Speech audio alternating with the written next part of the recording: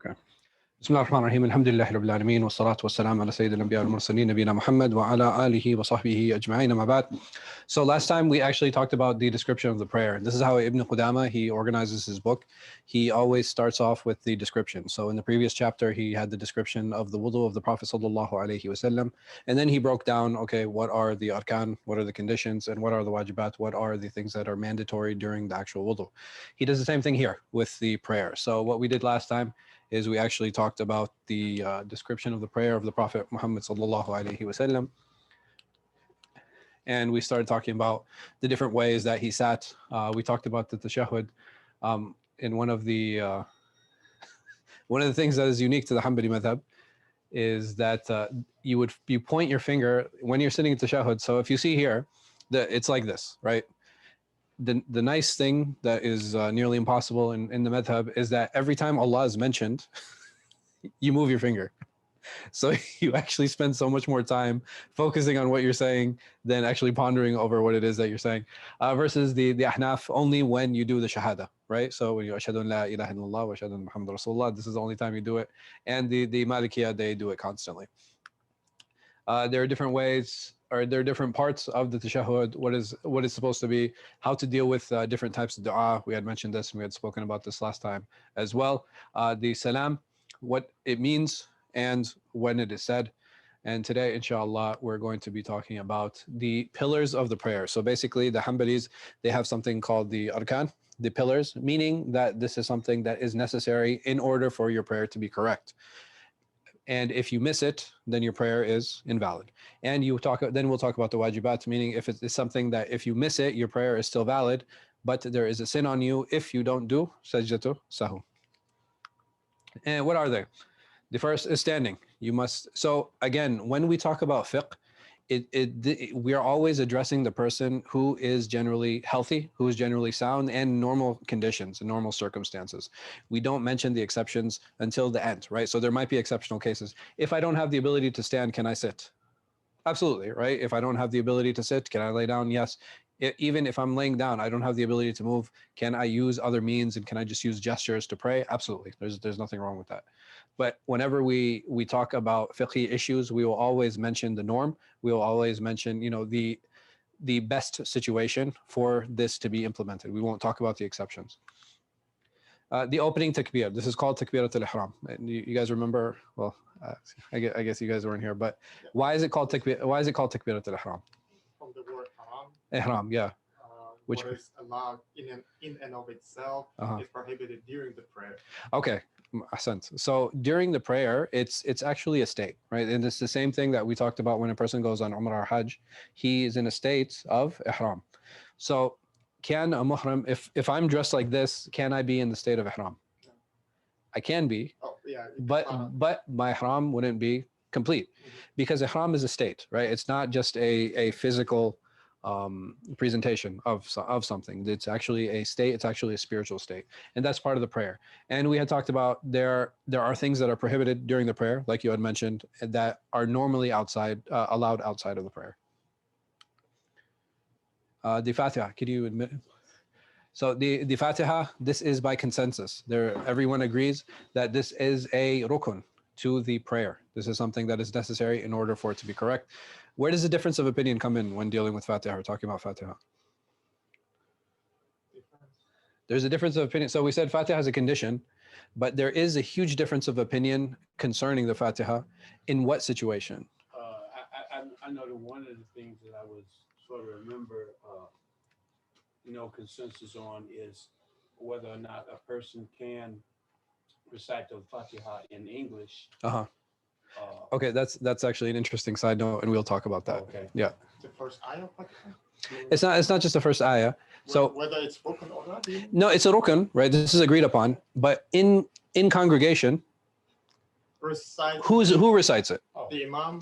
Either the imam and the ma'mun, or just the imam, right? This is basically where the difference of opinion comes in. Nobody says it's not a rukun. Nobody says it's not a condition. The only question comes is, all right, who is supposed to recite it? Right? Who is actually supposed to recite it? Is it enough for the imam, or does the ma'mun, does the person who is leading behind also have to recite? Okay, bowing. Bowing, this is a rukun, a person has to do it. Rising from the bowing. So over here, the Ahnaf, they say that this is not a condition, which is why you'll find, and many times it's been culturally passed down now, where people will go into ruku', and what'll happen is they'll kind of make that movement. Why? Because it's not a condition in the Hanafi madhab, and this is why you see people doing that. Is it ideal? Absolutely not, right? Al-tama'nin, having tranquility in the prayer, is a part of the prayer, so it's very important to have that. The prostration, the sajda, sitting between the two sajda, having tranquility in general throughout the prayer. How is that established? How do I know a person has tranquility or not?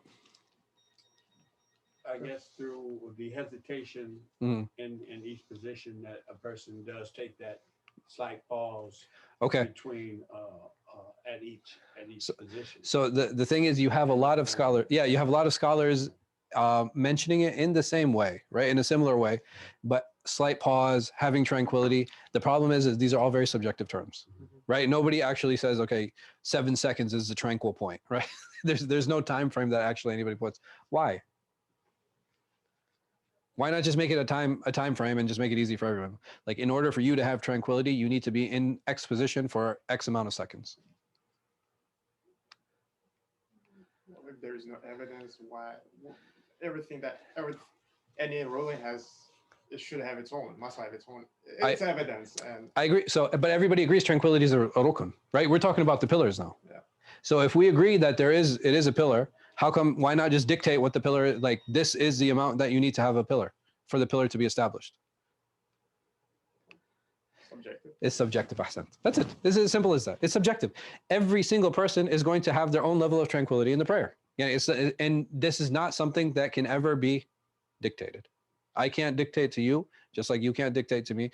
No, you were not. I mean, just imagine going up to someone like, you weren't tranquil enough in prayer, right? It's not feasible. It's not reasonable. It's not something that can be done, because again, it is always going to be individual. Well, how do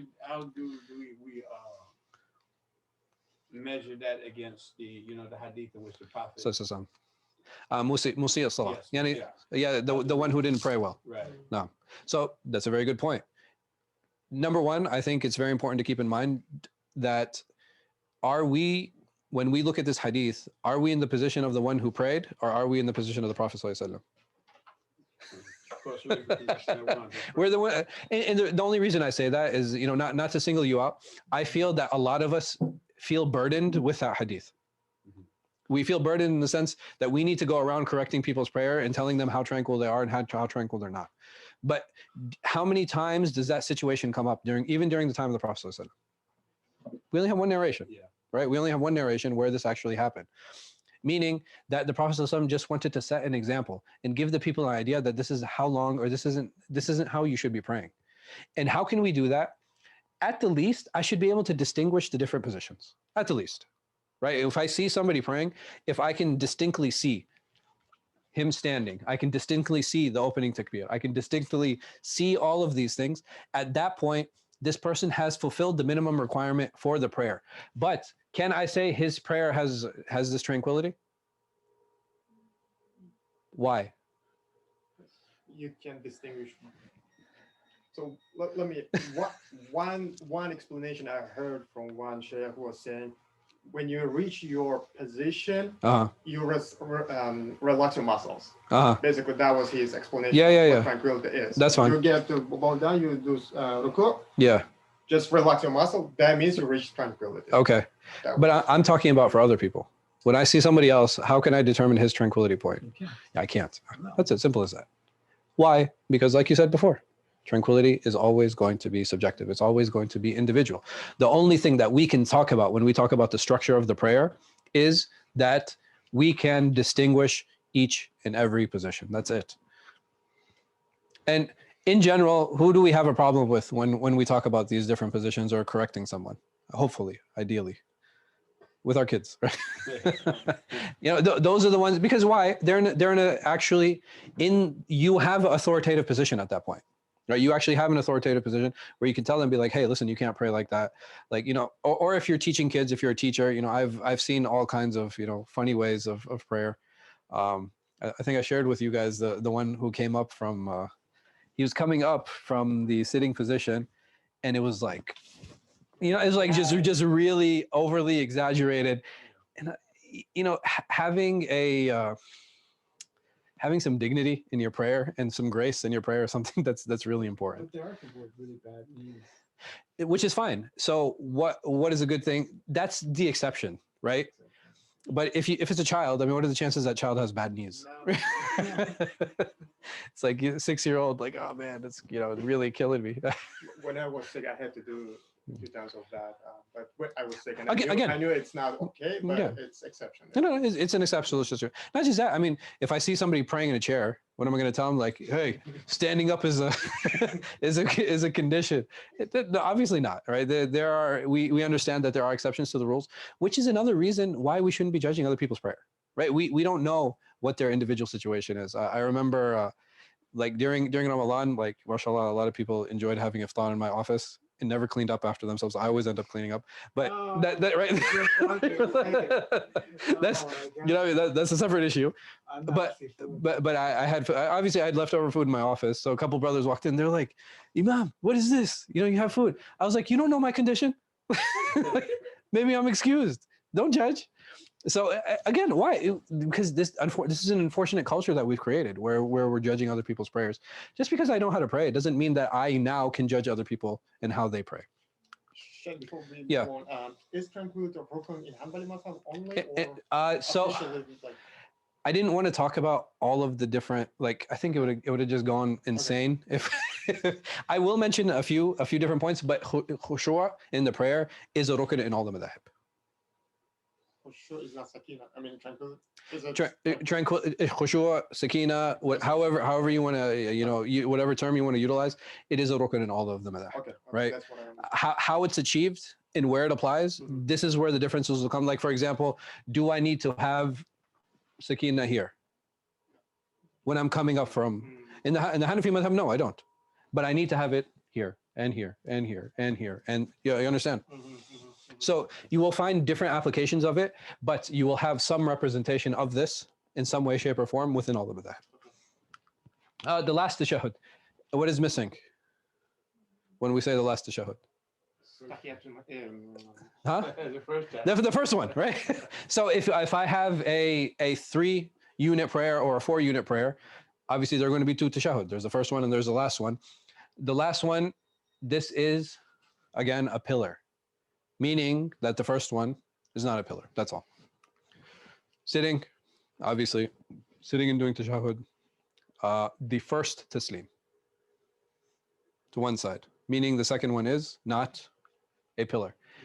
And what's interesting is the opening, like entering the prayer and exiting the prayer, are a rukn, are a pillar. And lastly, maintaining order. I know it's like an unsaid, you know, something that's understood, but it is something that's mentioned and something that's important, right? I can't do sajda before I do ruku'. I can't do ruku' before I do, you know, all this order needs to be maintained in order for the prayer to be correct. Any questions on any of these? Yes. Fatiha, as we say, it's a rukn. If someone recites Fatiha twice, does it invalidate? Does it require sajda as-sahw? I can bring my example. There have been a few times when I got up and I was you weren't sure. I because I recited the second surah. And I was like, did I recite Fatiha? Yeah. I recited second time and I did sajda as-sahw because I was it was a doubt. And, because it's doubtful. We will get into the ahkam where sahw applies, but in general, if something is added, something is subtracted, or if there's anything that you doubt and the doubt is stronger than what you're sure of, then at that point you could recite it again and you would make sahw. But other than that, like in normal situation, twice Fatiha.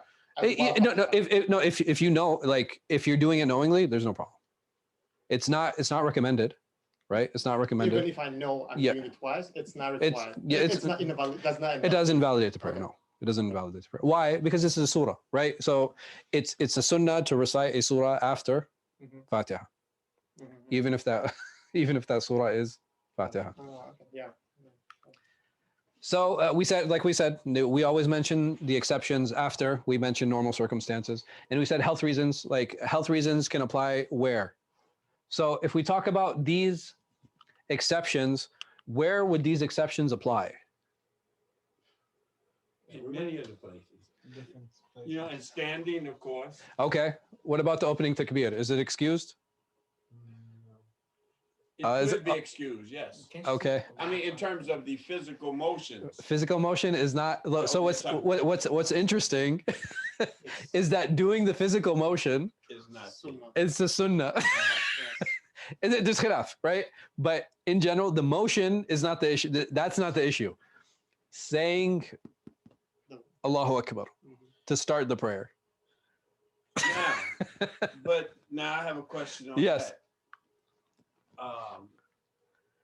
I think Imam Malik, I remember reading something in Umdah that is strange that Imam Malik says that absolutely, if a person cannot, I think, was it Fatiha or Takbir, that they have to be able to say Allahu Akbar in Arabic. If they can't say it in Arabic, then they don't say it at all. So you do have a difference of opinion in terms of knowledge, right? So, like Fatiha, if a person doesn't know Fatiha, what does he do? There's hadith that there's a hadith that tell you what you do, right? So they say Subhanallah, Alhamdulillah, La ilaha illallah, right? You can say things to replace it. Or if the only dhikr you know is Allahu Akbar, you can actually just keep saying Allahu Akbar. But that excuse is for who? The one who doesn't know. If I don't know Arabic, but even then, I'm still doing, essentially, what am I doing? Entering prayer. I'm still making takbir, right? I'm just not doing it in Arabic. So it's still being done. Tayyib, Fatiha, we said for the one who doesn't know, there's an excuse here, but what is going on? There has to be what? The effort of there has to be a replacement for it, right? There has to be some type of dhikr. And for someone to say, well, I don't know Fatiha, I'd be like, can you say Allahu Akbar? There's no excuse at that point. So there has to be a replacement for this. Even though you can't do it, and you might be excused from the Fatiha itself, there has to be a replacement for the Fatiha. There's no doubt about that. What about bowing? back pain. Yeah, right. Back pain. It's something as simple as pain. Now, honestly, something as simple as pain is excuse enough for an individual not to go through the physical movements. If I'm in that situation where I'm physically unable, or I have pain from these particular positions, or I know that there's going to be a potential problem in the future, so the reward of the one who stands, the Prophet ﷺ said, the reward of the one who sits is what? Half. And the one who lays down, his reward is half. What about a person who can't do these things? What about his reward? He gets a full reward, right? He gets a full reward because the Prophet ﷺ said, the one who is excused, he will get the reward of the one who is present, who was as he did when he was healthy. Right? These physical motions we all agreed on. Can this be excused? Tranquility, 8. Excuse, I would say no. Okay. But measured, I'm saying measured. I agree with you. Yeah. Excuse, I would say no. Okay. Master. Well, there's one exception that comes to my mind. If you are in danger, and there was a hadith who was on the battlefield, and he was walking and praying. So Salatul Khawf, we'll probably get to it, inshallah, when we get to Kitab al-Jihad. But in general, Salatul Khawf, what is Salatul Khawf? Exception, big exception. It's not an exception. So I think it's a procedure. It's a procedure for what? Being in danger or in fear of being harmed. It's basically a technique to pray the obligatory prayers. That's all it is. It's not a separate prayer in and of itself. Does that make sense? Mm-hmm. Salatul Khawf is just a means for me to pray Salatul Dhuhr, or a means for me to pray Salatul Maghrib. And I can do it riding on my animal, I can do it walking, I can do it all this. I think that might be an exception, wallahu alam, to this. I can't imagine how tranquil I'll be running, either running toward the combatants or running away from them. So wallahu alam. What about the last tashahhud? I think it would be similar to the Fatiha. The sitting, the taslim, unless you're deaf. Right. No, even if you're deaf, even if you're deaf, you can't do it to sleep. It's like the takbir. You have to open and close. You have to open and close the prayer. So, like, what about? Can I go? Is there any time where I can go out of order? Can you go out of order and make a wudu? Well, there's khilaf. Start with my feet. I mean, there actually is khilaf. If a person does it mistakenly, though, not purposely. I think that's nothing you said. That's the other thing I think important. Yeah. I think we'll probably get to it. Is doing something intentionally versus mistakenly. You can't do certain things. So maintaining order, I think mistakenly it can be done. But what happens is that you'll have to do that entire unit over again because you did it wrong. And we said that these are some of the reasons, right? Health reasons, fear, physical restriction. What do we mean? Lack of space. Right, there's no space. Like examples, like practical examples that we face, huh? The airplane, Right. So on the plane. So on the plane, mostly for like my experience, especially for domestic flights. Right. Domestic flights. There's no place to stand. Yeah. Right. There's literally one aisle. It goes back. There are 2 bathrooms in the back and 2 bathrooms in the front, and there's a kitchen. There's no standing space. Versus international flights. International flights are usually larger, and you can usually find a place to stand and pray. What if I'm on a train and there's no standing? There's only standing space. If you run out of time until you get the destination, it's allowed to pray whatever you are. Yeah. Just pray in any way. So I know for sure that my stop is going to be after Maghrib. I have, right? So at that point, whatever position I'm in, I would stand and pray. And this is, I've had people actually ask me this. They say, some people working in Long Island and they're coming back to Jersey. I mean, that's like a 2-3 hour train ride sometimes, depending on the rush. Yeah. I'm sorry? No. And the thing is, it's not, some people will be like, okay, why don't you just get off at the station and then get back on? Man, you lose so much time. You lose so much time, doing that, and you lose an unreasonable amount of time. Not just that, the Sharia has given us space, has given us room, to do that. But for those specific situations, inshallah, when can you combine? When can you not combine? We'll talk about those also. Anything here that we can add? Or these seem relatively reasonable. Like the mandatory acts of the prayer. Now, the wajibat salah, this means what? How is this different from a rukn? It's something also mandatory, but if you skip it for some reason, for unintentional reason, you can make it up by sajdatul sahw. Ahsant. Meaning I don't have to do it again, right? Versus the arkan, versus the conditions, meaning I have to do whatever I missed, I have to do it again. So, for example, if I missed one sajda, what do I do? Can I just do one sajda at the end, one extra, and then I'm good? No. What do I have to do? You would have to do, if you realize that you would do the sajda saw at the end of your salah. Which is fine. Do I have to do anything before that? You have to make up the whole. I have to make up the whole rak'ah. I have to make up the whole unit. Right? So if I miss any rukun, if I forget Fatiha, if I forget a sajda, if I forget a bowing, then what if I forget to bow and one sajda? It would be the same thing. As long as it's in the same rak'ah, all I have to do is bring one correct rak'ah to make up for the mistake, and then I would do sahu.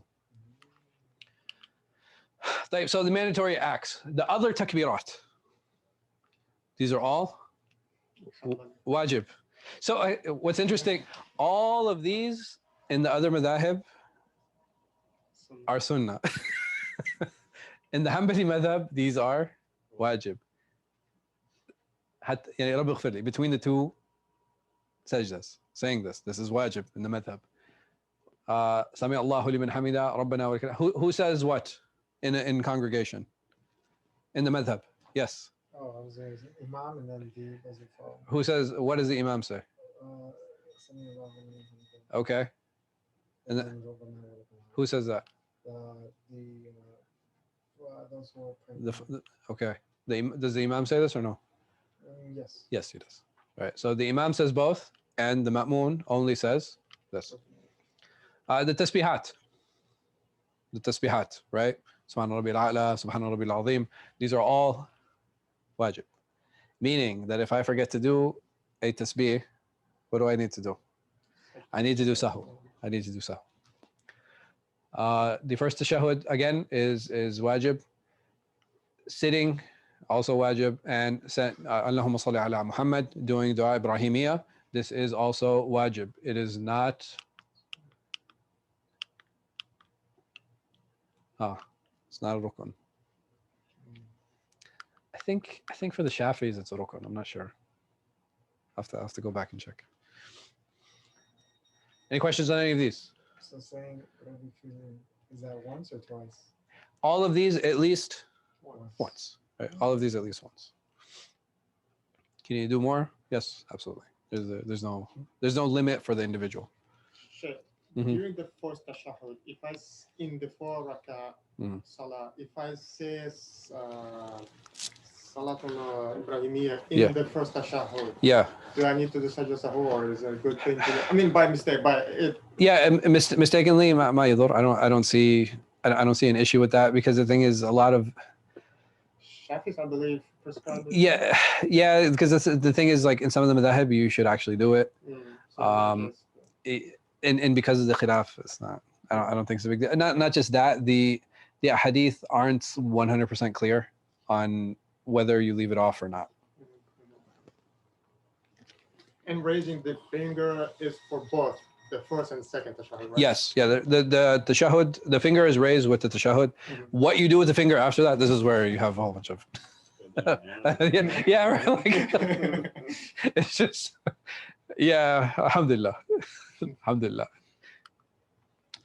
So like we had mentioned, that all of those that I had mentioned are wajib in the madhab, but the other madhāhib do not view them to be wajib. They don't view them to be mandatory.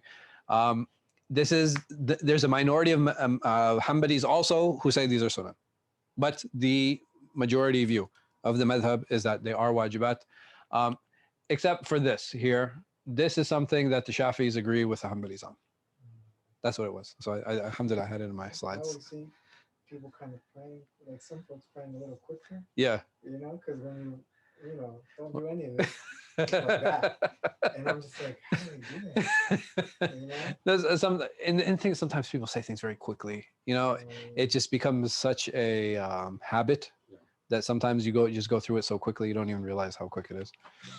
When I was just studying fiqh, I was studying Ḥanbali madhāhib. Yeah. And I was so upset with all of this. I was like, did I say this? Did I say that? And then Sheikh said, it's all sunnah for the jumhur. I said, okay, I'm really glad. I'll still do, but if I miss, I'll be at least. It's like, it's not a big. It's not a big deal. Yeah. Yeah. So when we studied this in the Jamia, I was like, I gotta do sahu if I forget Subhana Rabbil A'la. You know what I mean? Like, I was like, man, this is rough. You know. Yeah. And then alhamdulillah, you know, we found out it was sunnah and other madhāhib. But obviously, you know, we still take care, you know, to try to do them. But it eases up that window when you forget things. So what is the difference between all these? We had spoken about it. If a pillar is omitted, then the prayer is invalid. What does this mean? The conditions. Okay. Like for instance, if I omit wudu. And what do we mean by omit? Didn't do it. Doesn't do it purposely. Yeah. Right? I didn't do it. I know I didn't make wudu and I just go and make salat. Yeah. So I mean, your prayer would be invalid. If I intentionally don't make sajda. I intentionally don't do. Yeah. I don't say Fatiha. Yeah, takbir al-ihram. All of these things, even though they're just one part of the prayer, the entirety of the prayer becomes invalid. Like if a mandatory action is omitted, if I leave off the first tashahhud, if I don't say Rabbi ighfirli, if I don't do those mandatory acts, what happens to my prayer? My prayer is valid. My prayer is valid, but because it's mandatory, I will have a sin. Really? So Yeah. omitting on purpose, living out a wajib is still valid? Yes. That's the difference between the rukun and the wajib. So there are, except I think in the madhab, if you leave this off purposely, it actually invalidates the prayer. The rest of these, I think you can leave off purposely, and it would be sinful. This one, I'm pretty sure. So, if you leave this off purposely, then your prayer, this is your prayer is invalid. But the rest of these, if you leave them off purposely, your prayer would still be valid. If a pillar is forgotten, then you have to bring the pillar back, like we said, and usually that takes the form of doing the rak'ah again, of doing the unit again, because missing any portion of it invalidates the entire unit, and it invalidates the entire rak'ah. But you have to add the sahu at the end. If you forgot the mandatory action, it is enough just to make sahu. Like we said with the tashahhud, if I forget the first tashahhud, I complete my prayer, and all I have to do is sahu, and my prayer is still considered valid. Some scholars bring an example of the buildings, like pillar, like in construction of the building. Yeah. If you remove one, everything will collapse. Yeah. And with okay, you have everything, but windows and doors are like wajib. They're still good to have, but yes, you can make them out. Yeah. Then what about the sunan acts of prayer? What are some of the sunan? What are some things that you can think of that hasn't been mentioned previously? Raising the hands. Raising the hands. Okay, raising the hands. What else? Where we put our hands. The placement of hands. Good. Our feet. How we put our feet. Good. Where we look at. The place where we look at. The finger. Right? We were spending a lot of time talking about the finger. Yeah. But how to keep the finger, how to hold the hand, when to move it, how to move it. These are all sunan acts. The different ways of sitting. The dua of entering the prayer, right? After you start the prayer. Dua iftitah. This is a sunnah. The dua after the tashahhud and after dua Ibrahimiyya. These are all sunan. Additional dua in my sajda. These are all sunan. Any other sunan?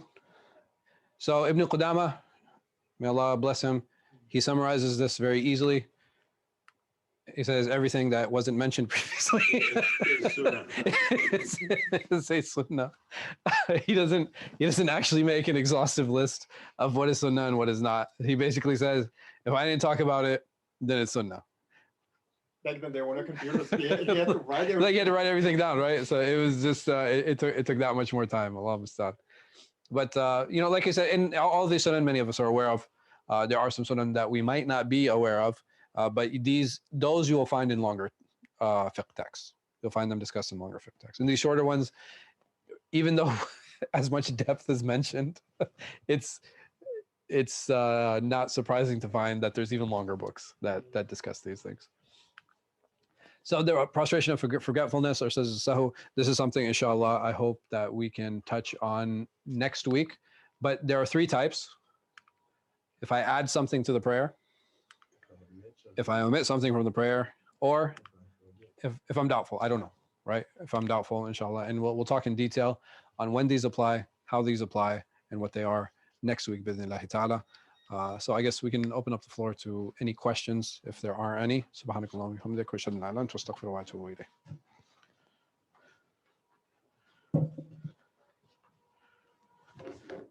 If anybody's on Zoom, you can go ahead and unmute yourself and ask your question.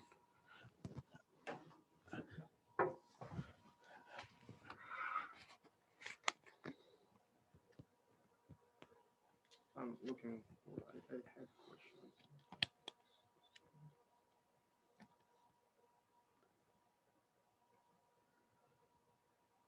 So it would be advisable when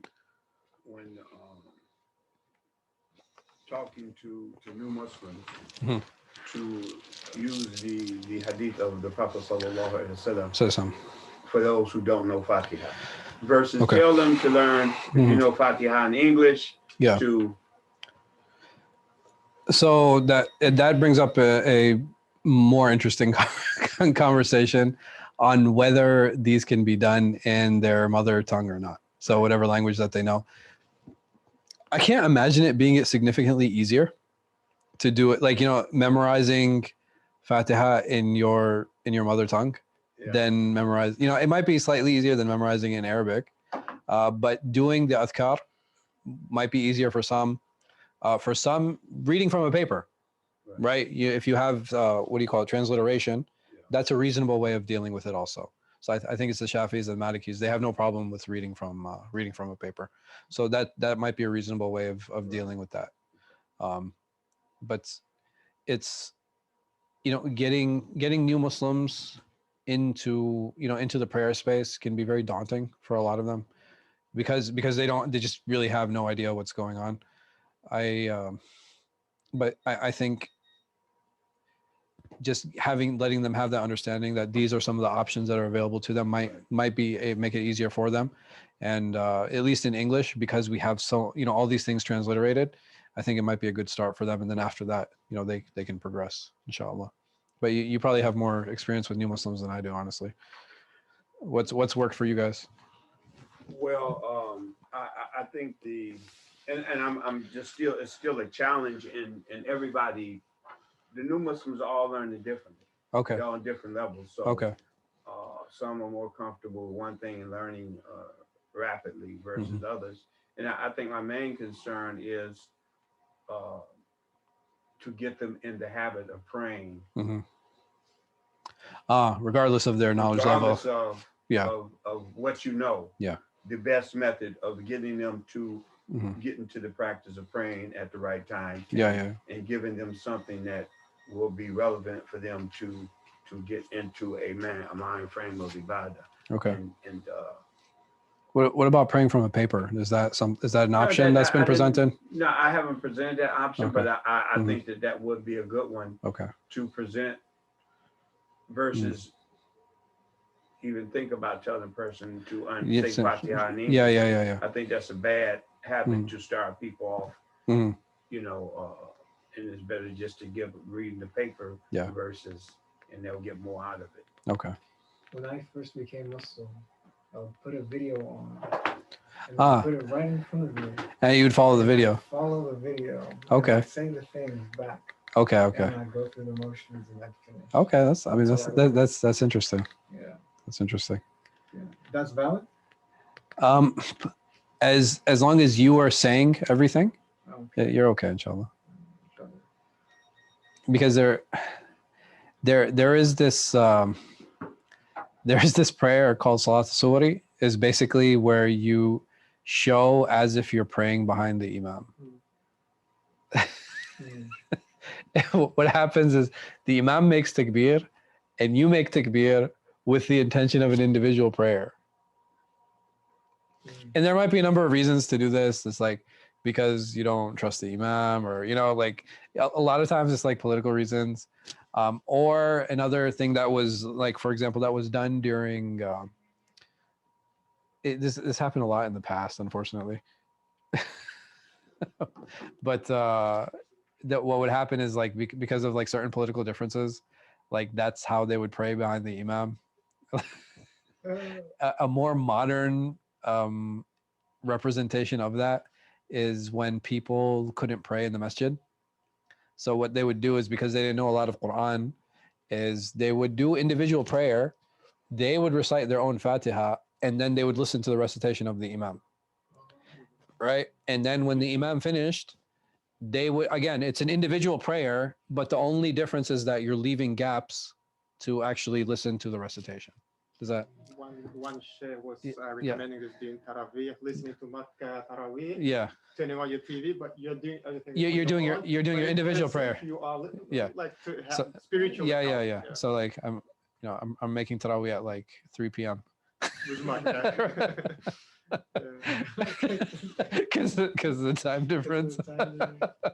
So you could typically follow like a live stream, but on your own. Yes, so that's basically, you're not really following it. I would say you're more listening to the live stream while you're praying. Does that make sense? Does that mean that don't you have to like recite stuff on your own? So all of the things we spoke about, like the takbirat, the tasbihat, Sami Allahu liman hamidah, Rabbana wa lakal, all of these things, So you're not actually following. So you would actually say Sami Allahu liman hamidah and Rabbana wa lakal hamd. And you would do the tashahhud. You would do all of those things individually. The only thing that you're doing is different, is that you're leaving a gap. Oh, can somebody open the door, Uthman? You're leaving a gap between the end of your personal recitation of Fatiha until he's done reciting. So you actually have a gap between every movement Yes. that the imam does. Yes. You're just using him as a model. Yeah. More or less. Yes, absolutely. Of what you should. Exactly. Because you're, like I said, technically you're not following him. Right. It's just your individual prayer, and you're just kind of using him as a gauge. Especially if there's a Shafi'i imam, he gives a pause to recite your Fatiha.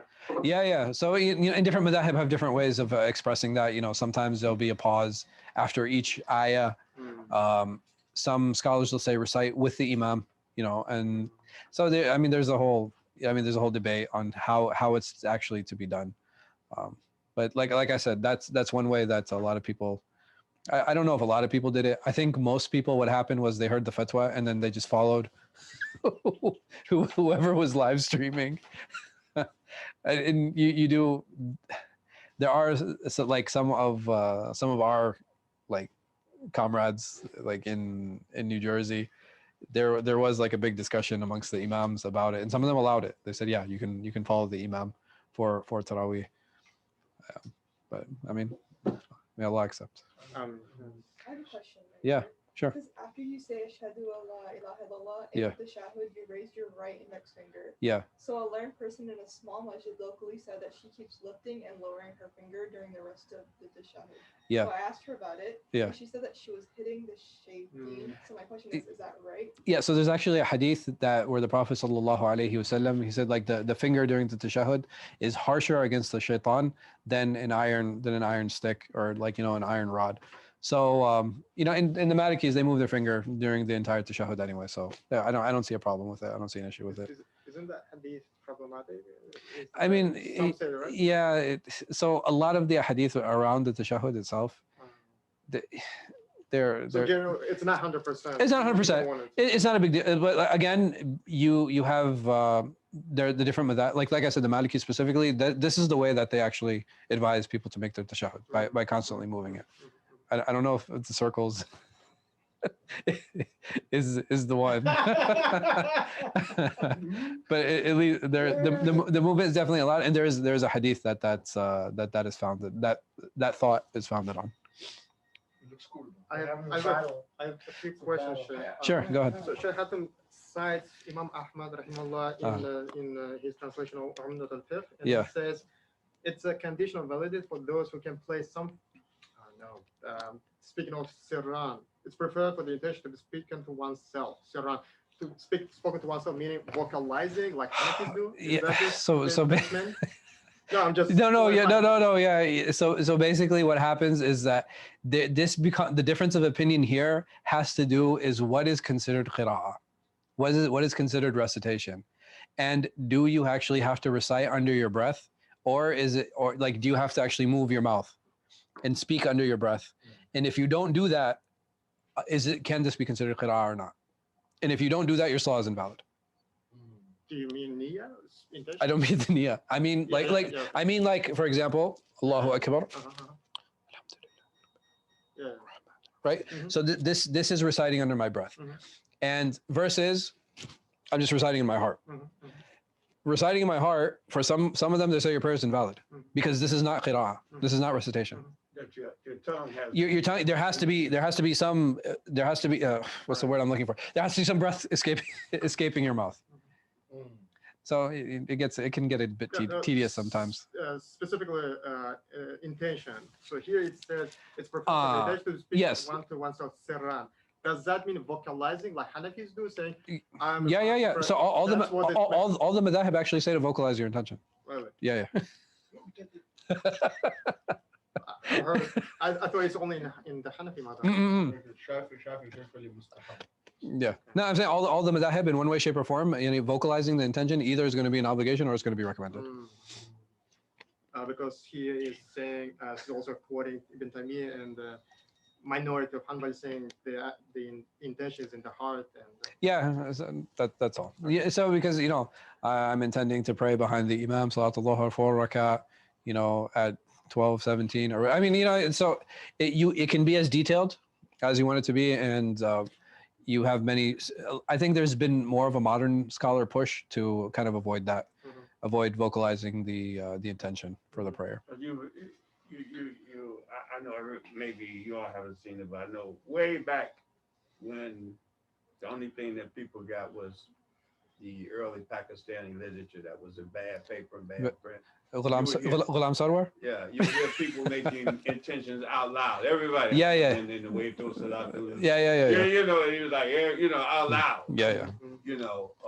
It's that's what I'm saying. I thought it's only the Hanafi. No. It's mashallah, it's everyone. Next question. I have a few more questions if you have. No, go ahead. So speaking of placing a garment at least on either of the shoulders. Yeah. So I've always been obsessed until I found out it's actually sunnah according to the Jumhur. Yeah, and it's wajib according to the Ḥanbalis. It's shart. It's conditional validity. Yeah. I've always been upset, as I'm saying. If I wear a garment which is somewhat transparent, you can see the complexion of my skin. Yeah. Does that mean I have covered my shoulder, or I didn't? So the thing is, even if I have a t-shirt or a shirt. So the thing is, as long as it's covered, that would even if you can see the skin underneath, it would be okay. This would be more of a problem for women in the madhab than it would be for men, because even form-fitting clothing for men in the madhab is fine. There's nothing wrong with it. Your prayer is completely valid. But for the skinny jeans, it's fine. But for women, no, it would be impermissible.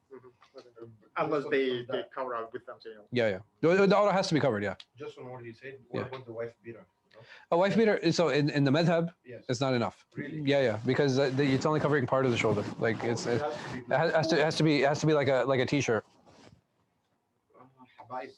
Yeah, like a shawl. For men or for women? I didn't get it. I mean, for women, they have to cover up until their wrist. No, it's just your question for men. Yeah, for men. About the exposure. So like you would need to wear in the madhab, you would need to wear a t-shirt for your prayer to be accepted. It's a t-shirt, not even a underwear shirt. Like, That's what he said when he said the wife beater. The white, like the A shirt. The A shirts. Underwear shirt, I call them. Well, they're A shirts or wife beaters. They're very commonly. Okay. So the A shirt is basically it has the two straps and usually cuts down like that. And your shoulders are completely open. So I asked one imam, he was wearing. He said, "Oh, that's fine." I was like, "Okay." Yeah. No, why? Because the majority of madhahib don't have a problem with it. Yeah, that's probably why. Yeah. Speaking of garment, if you have a picture on your T-shirt, a living creature, a human, an animal. Is that a problem? Great. Because I see many people and I really. I don't remember last. That's a good one, man. Let me load. Wait. Here we go. Okay, this is it's still recording. So this whole discussion around pictures is what was the reasoning for the prohibition of pictures? Destruction. I believe it's misreading of the translating surah. Yes, right. So what is intended by the Prophet sallallahu alaihi wasallam prohibiting images? Right. What is the reasoning behind it? Huh? Right. It's for idolatry, not because even the Prophet sallallahu alaihi wasallam said, "Yani tudahi khalqillah." Yani that they're challenging Allah subhanahu wa ta'ala. It's in the same context. Even then, you have a number of companions who were very rigid with the whole graven images thing, saying that you can't make any type of imagery. But Allah knows best that the two camps, this is the reasoning. One took it as an absolute, complete prohibition, and one camp said no, as long as it's not idolatry and related to paganism, you're not actually making idols, then anything else is okay. Cartoons, images, pictures, all of these things are fine. There's no issue with that. So let me clarify. So let me getting to my point. If something is mubah, having it on your shirt would also be mubah. Okay. Even if it's in the salah. Exactly. Even if it's in the prayer. Mhm. Do you the most you can say is that it would be makruh.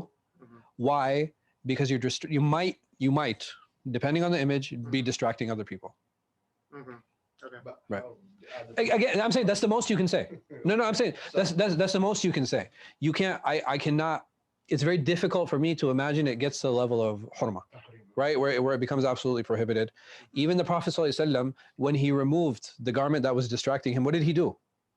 He sent it. He sent it to another companion. Like if it was something that was absolutely prohibited, he would have been ahriqu. He would have been like, burn it, destroy it.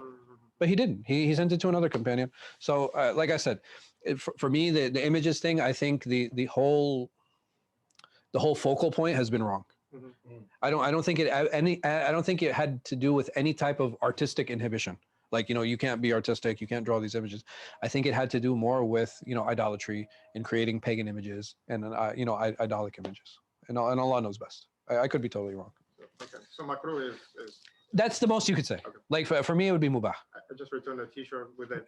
I didn't know I ordered a T-shirt and like little fish. I'm like, I'm already upstairs. Let's get rid of this.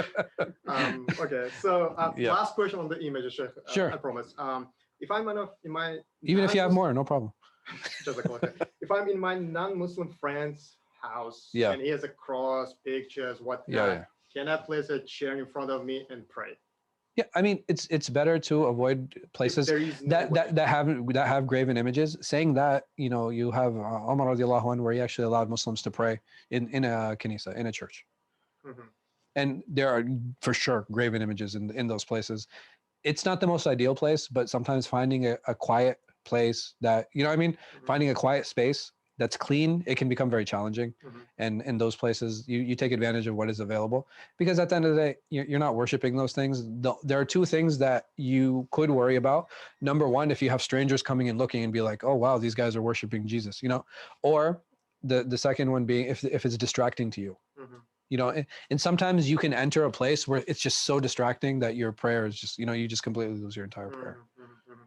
But a chair in front of me would be... That's reasonable. That's completely reasonable. I mean, I don't think the chair will protect you much, but... at least I know. At least I'm saying exactly. If someone passes in front of you or something, the thing is, the idea is for us to achieve that personal sense of tranquility, right? And if you feel putting that chair in front of you is enough to create a barrier so that nobody has any doubt, and it gives you a focal point, that's perfect. I see no issue with that. The problem I have is sometimes people in the musalla, they'll take chairs and like bring them in front of them. We don't have a single hadith where the Prophet ﷺ did this, or the companions, or the companions did this where they would go grab random objects and put them in front of them as a sutra. This is not a sunnah. This is not a sunnah. This is like a made up sunnah that's like, that we developed like within the last few years.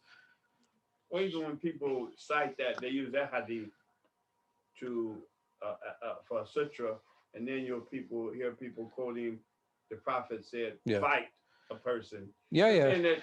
But if a person is making salah and they're passing in front of you and they're 2 lengths ahead of you, what are you going to do? Run up and fight them? Exactly. So it's like the practical application is if a person is crossing into your space of sujood. Yeah. But not if you're over here and I'm crossing there, I'm going to run up and fight you. No, but the thing is, like, even if we take that hadith and we take it literally, what is the intent behind it? And in the intent behind it, does it indicate an obligation? Yes. Right? Exactly. If somebody does pass in front of me, I also need to think, okay, is stopping this person better than not? And sometimes stopping a person is because they're not aware that you're even in prayer. And right? That's where we lose the wisdom. And you lose the wisdom. Of the Fuqaha. They try to give us practical examples as to how this plays into our life. It's like, and we don't think beyond that. We take the practical hadith, we read it, and then we form a fatwa on that hadith without having a clear understanding of context. Like obviously the Prophet ﷺ meant to hurt another Muslim and break a relationship just to maintain your prayer, because you're so focused that you're able to look at people who are trying to cross in front of you. So now you lost your control. Now you're like you're karate chopping in the middle of prayer. It's like looking for a fight. And I mean, come on. Or even during the congregational prayers, you have people stopping other people. Yeah, your imam is the sutra. You don't need to do this. Does the imam have to have sutra? No, I'm saying the imam, is it a condition to his prayer? No, his prayer is still valid. There's nothing wrong with it. Is it better for him to take sutra? Yeah, but you take a natural sutra. If there's a pillar that's there, if there's already a raised space, taking somebody's back as a sutra, all of these things are reasonable. But going and grabbing a vacuum, or going and grabbing a chair, it's so much takalluf. This is not how the companions did it. This is not how the companions did it. We have our perverted readings of these texts. What is the purpose of these fiqh books? To give us context to the sunnah. That's why they were written.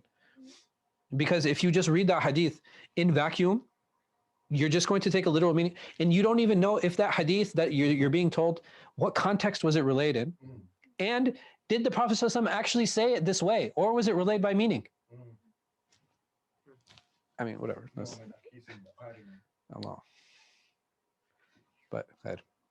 We'll leave you all before the other, because if I do, I'll get caught. My wife will be left. Close. Anything else? Life. Yes. Sorry, I have a quick question. Yeah, go ahead. Going back to like women's attire, like their attire. Yeah. Praying. So it can't be like form-fitting? It can't be form-fitting, yeah. Oh, it can't be No. form-fitting? Oh, okay. Even if it's covering everything? Exactly. So like I said, in yeah.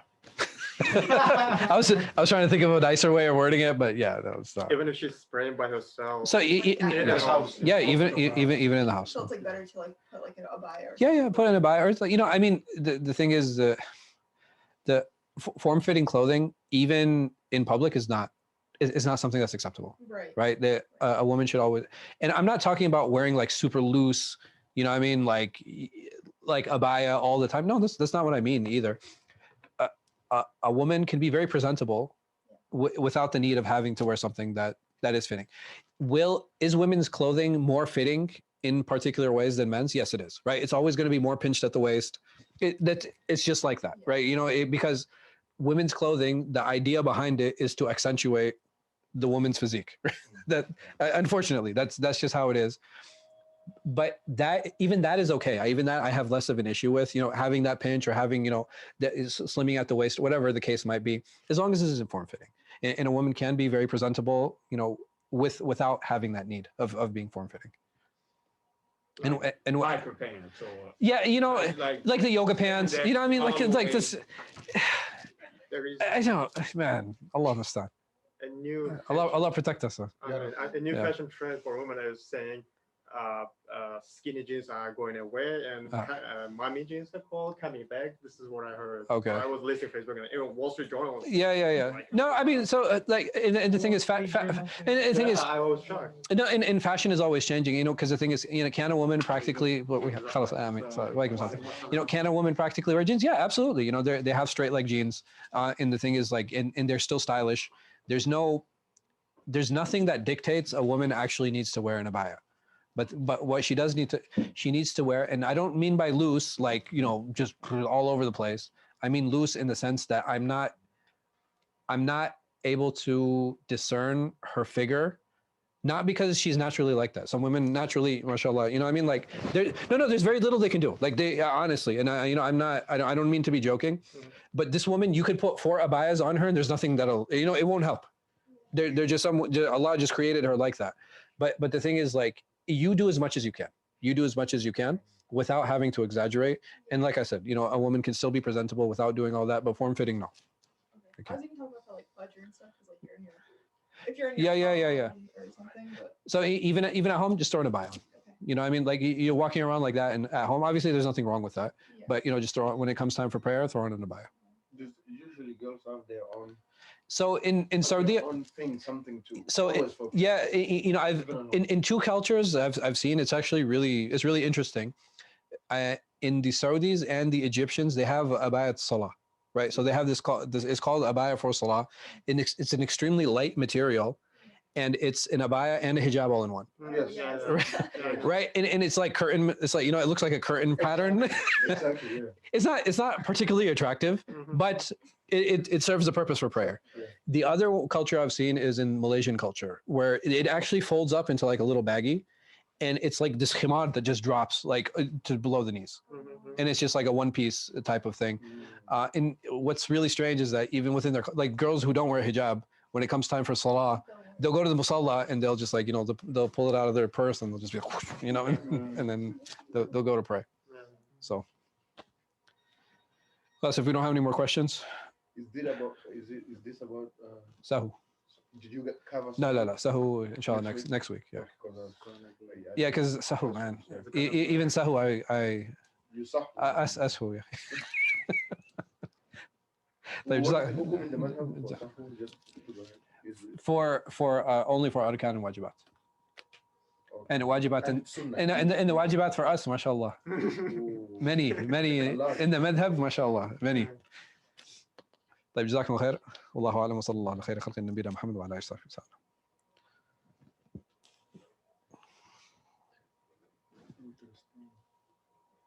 وسلم. Is there something in the chat?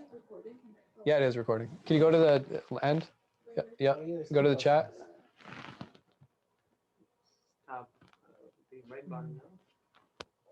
Spraying individual behind the imam permissible? I was referring to the nawafil. I was referring to the nawafil, not to the obligatory prayers. The obligatory prayers, technically, it's permissible too, to do the salat al-suwari, but there is a lot more space in the nawafil. Yes, so I think he's talking about when we were talking about subjectivity and how to determine tranquility for the first one. I have a salah question. Does anyone have a question? For example, if I prayed Maghrib myself, and then someone came and I decided to join him as a mamun for nafil. Yeah. I heard vaguely somewhere you should add the fourth rak'ah after the imam has finished, meaning it's nafil and nafil should not or cannot be 3 rak'ah. Is that true or not? That's more of an issue of Surah al-Salah on how the prayer is supposed to be. So a lot of it has to do with, and a lot of it stems from the difference of opinion on can the ma'mun have a different intention than the imam. Mm-hmm. So from there, you have the khilaf stems significantly. And if you do nawafil, can the nawafil be in the same image as the fard? Right? Because there has to be a distinction. Even for the Ahnaf, you know how they pray 4 rak'ah together for their sunnah for dhuhr? You know how they're supposed to pray it? They do the tashahhud. One combined. They do it all together. They do the tashahhud. They do it like it looks just like dhuhr, but they're obligated in every rak'ah to recite Fatiha with another surah. Oh, really? Yeah. Yeah. So it's like witr. It's like witr they do. Yeah, exactly. They continue on. Why? Because the nawafil has to be different. So the thing is, I can see why somebody would say that, but even then, the Shafi'i can say that's not different. Because there's not different. Exactly. So the thing is like that's. So I can see it. Yeah. I'm sorry. Yeah. According to the Jumhur, except for the Hanafis, there is no. I've prayed Maghrib myself. I came to the masjid and I'm joining you behind you. It's still fine to do the three. And a lot of them will base it off the Hadith Mu'adh, where he prayed behind the Prophet ﷺ, then he led again. That can be contentious because it's 4 units. Yeah. In both times. Yeah. So it can be a little contentious. But at the end of the day, I don't see a difference. I don't see a difference. There's Hadith matna. Yes. So what would you say? It's still fine for you? I would say just follow the Imam. Okay. Yeah, جُعِلَ الإمام كي يتبعه. Yani the Imam has been placed so that he is followed. Okay. All right. جزاكم الله خير.